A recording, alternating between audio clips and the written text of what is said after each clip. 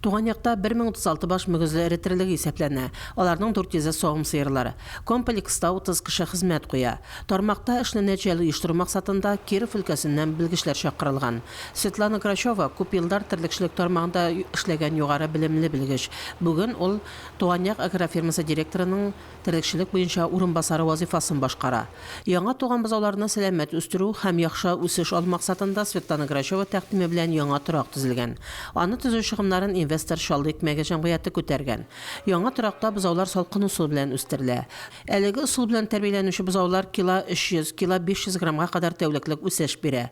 Торакта салкынча булса да, бозауларның шыныккан һәм сәламәт булулары күренеп тора. Чисталык та үз югарылыгында. Түбәгә урнаштырылган 2 кондиционер җәйге шилләдә дә торакта салкынча һава булдырырга ярдәм итә икән.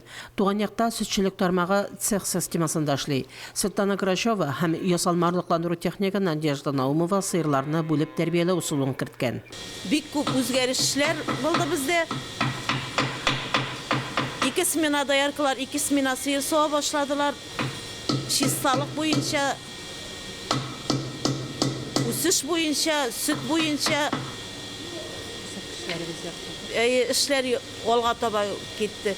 Азык әзерләү цехында өр-яңа миксер смеситель урнаштырганнар. Цех җитәкчесе Леонид Грачев рационга нигезләнеп, кукуруз, арпа, көнбагыш түбе, рапс, бодай, борчак, солы һәм башкаларны кушып катнаш азык әзерли. Тармактагы уңай үзгәрешләргә үрчим юнәлешендә эшнең яхшы оештырылуы да тәэсир итә ди белгечләр. Безнең Светлана Леонидовна безгә бик үрнәк. Без аның белән бик горурланабыз. Чөнки ул безгә яңа алымнарын өйрәтә. Biz әле бүгенге көндә бик күп белмәгән, ничек дип әйтим, күрмәгән яңалыклар белән таныштыра ул безне.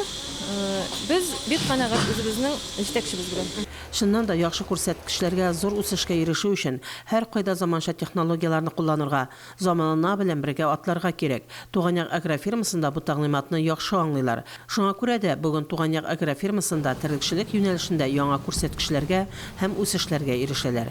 Фәридә Гантинова, Динар Нуртдинов, Мөслим телевидениесе.